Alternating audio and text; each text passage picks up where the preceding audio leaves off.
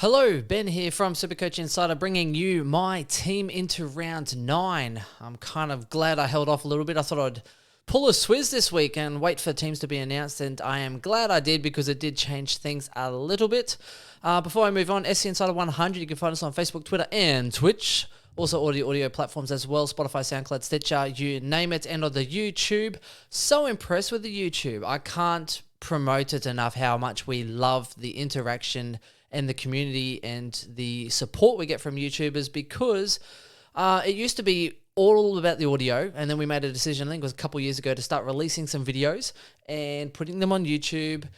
And it's been phenomenal because I think this week was the first week I've really noticed that YouTube has had more for our regular podcast each week. For our usual lengthy podcast, YouTube has more views. I think it was 58% of our total views, which means that you are now we're being watched more on YouTube than people streaming our podcast on audio platforms. So I think that's really exciting. It's basically the way the tide is turning, and it helps we put out these little weekly podcasts and that sort of stuff as well about our team. Do need to say though, so support for Supercoach Insider is brought to you by Manscaped. Let me show you this here. Awesome partnership here. So basically it's the best in men's below the waist grooming. Their products are precision engineered tools for your family jewels. Basically, the Manscaped Performance Package is the ultimate men's hygiene bundle. All over 4 million men worldwide, so that's 8 million balls. SC Insider 100, go to manscaped.com, use it, get 20% off, and also that's free shipping, 20% off with Manscaped. Unlock your confidence. As always, use the right tools for your jewels and get the job done with Manscaped.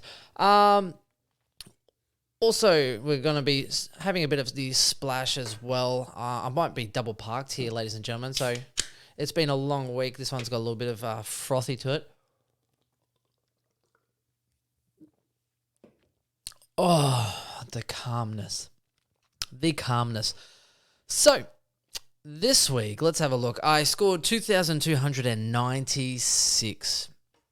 Now, not too bad considering. Now, there was a few little different changes that I made. So let me bring up my team and let's sort of discuss those. Now, somehow Whitfield keeps on getting a life in my team. Now, and that could be extended with Cameron losing his job, so that might make things a little bit more interesting for the GWS, and with McVeigh coming in, whether he plays them in different roles or different spots. So I think that's going to be interesting, and that could definitely change things up for people like Josh Kelly and Whitfield, basically some of their best users. So they might kind of simplify their game plan a little bit and run. So let's hope and see.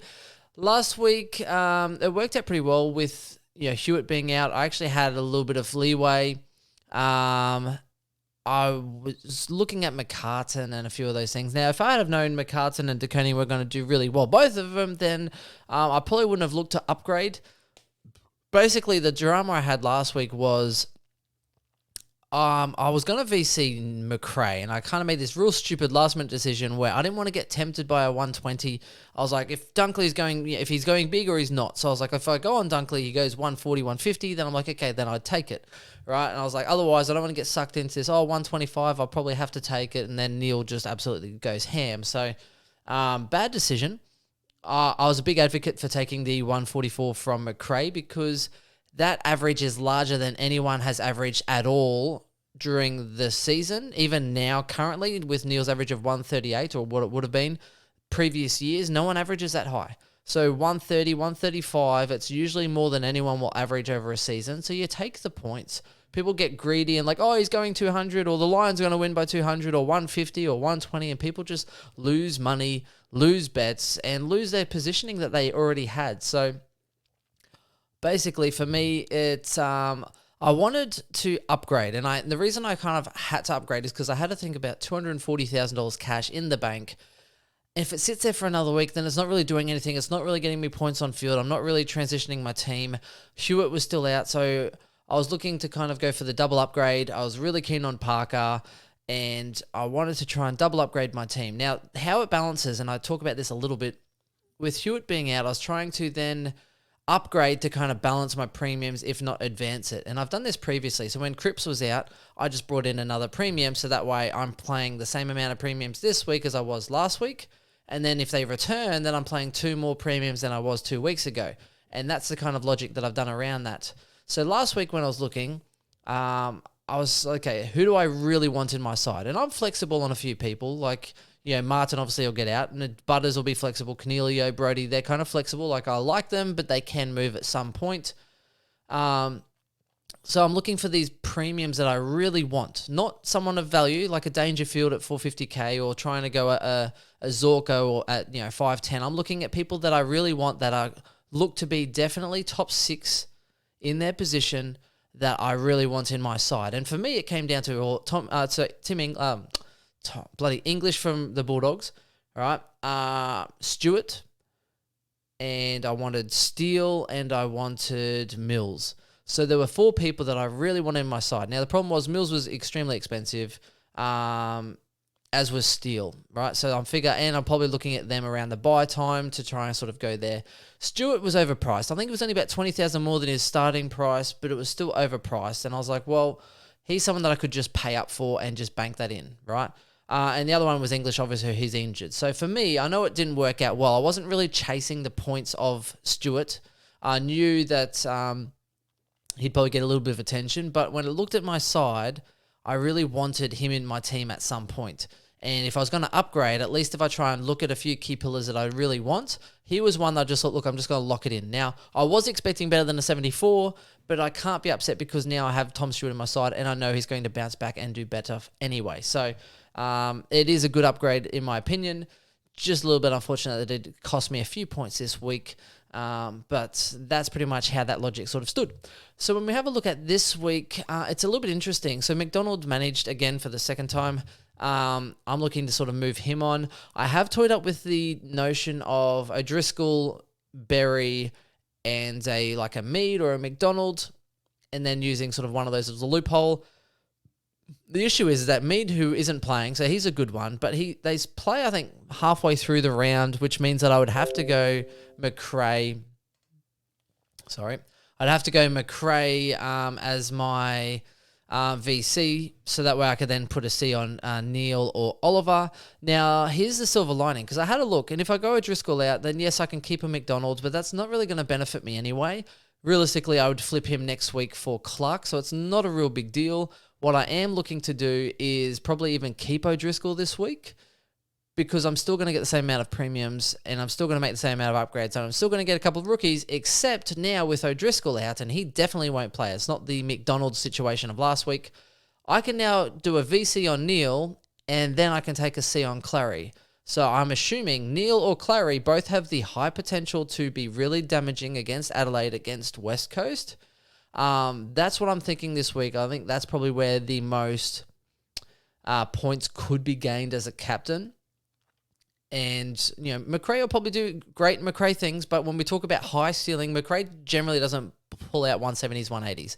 Clary and Neil can have that capacity a little bit more, so I'm looking to really target those two, and O'Driscoll's really freed that up. I was worried before the announcement that he was injured, because I was like, well, do I even have a loophole? I probably might have to keep, Mead, etc., etc. Now, the advantage is that with my team, so if I go, I'm going to keep O'Driscoll, which allows me a McCartan swing to possibly then play a midfielder if I need to, if McCartan doesn't do very well. And it means I have to kind of hold an emergency on here, because the last thing I want is to emergency Macomb, have him do bad, and then I am forced to use McCartan anyway as my captaincy loop. So that's where I'm sort of sitting at the moment. So how it looks is like this. So Berry can get out of my side. It's frustrating. Berry, I love him, but I hate him.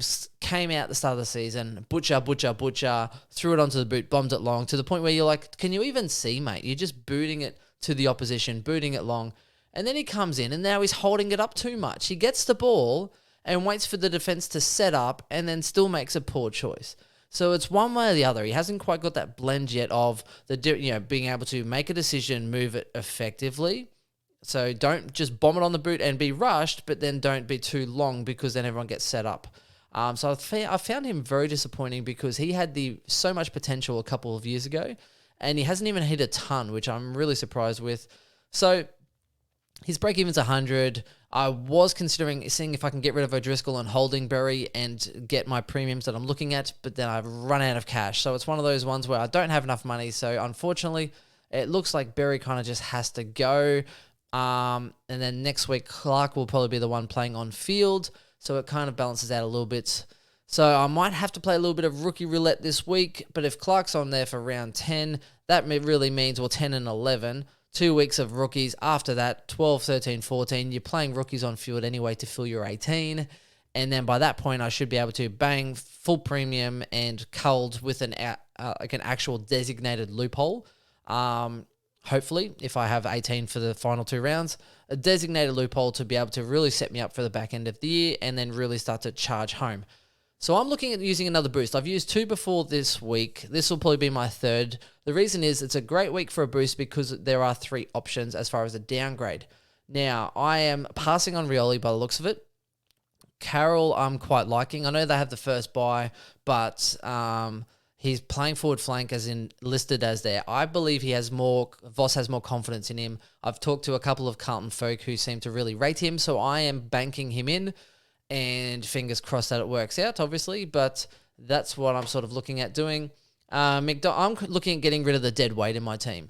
And the reason is that coming into the buys, these people are dead weight. They're not going to play, or McDonald might, but I could do without the 30 to 50 points in a game, really. So I'm getting rid of the dead weight now, so that way I can actually try and, get that premium, get some fresh blood into my team, get them an opportunity to actually generate some cash while leaving the rest of my setup intact for the buys. So if I had a chance to keep Berry, I don't think he'll lose much. I think if he gets some 70s and 80s, he'll re-stabilize his price and go to 350 and then start pushing back up to 370 anyway. And the Lions do have the last buy, so I would like to keep him, but it's one of those things. Hey, there you go. Okay, so I'm looking at going Berry, McDonald, and Mead out, so cut the dead weight out of my team. And I'm banking in Hamilton, playing back flank. Now, I know it's difficult, but a new coach has to play the youth. They're not going to be trying to play all the oldies to save face. It's like, mate, you've lost your coach. So now let's see what we've got. Let's see what the list is all about. I'm looking at him. I'm looking at Carroll. And then the last scenario that I have, why can't I bring in Carroll? And the last thing that I'm thinking of is... Maybe I spelt it wrong. C-A-R-R maybe. There we go. So now it comes down to who do I want into my side?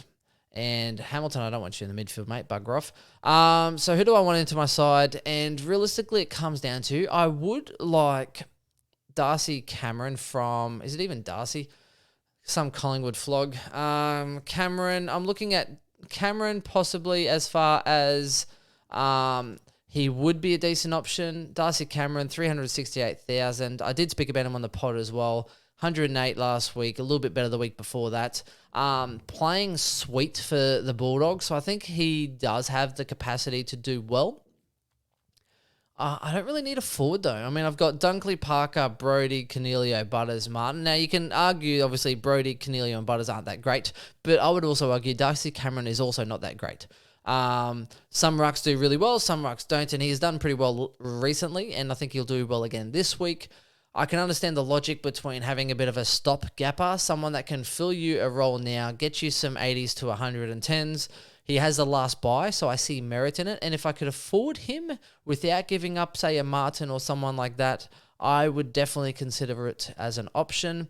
For me, it's when I look at price points, if I can get a premium in and sort of lock that away, I would feel much better about my life instead of worrying about a Cameron. So this could kind of hurt me. I could always revisit this sort of next week to then bring him in. I know his break-even's a bit lower, but I could still pick him up if I have more faith in him. But that's sort of where it stands for me.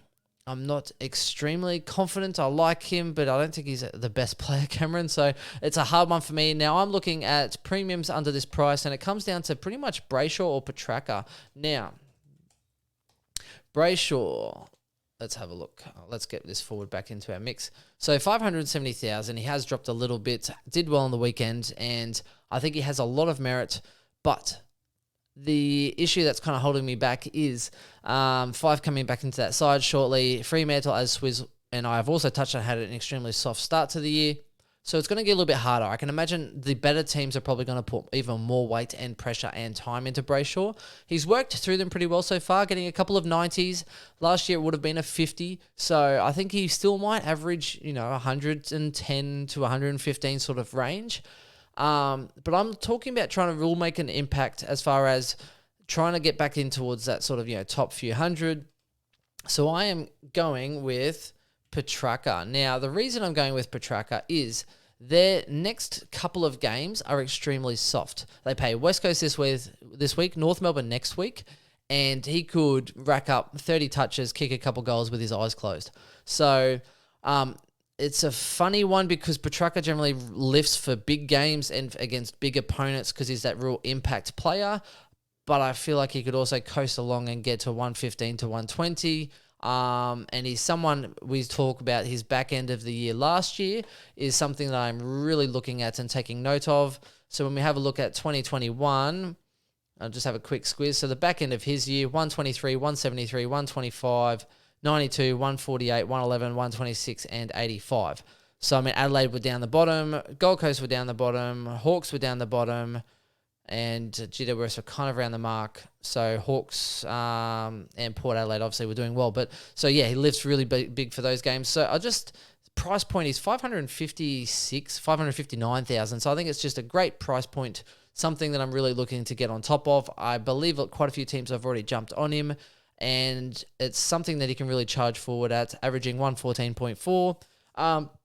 So I'd rather bring in Petrarca than a Cameron. And unfortunately, there's not enough room for both. So if I had to choose the two, I would choose Petrarca.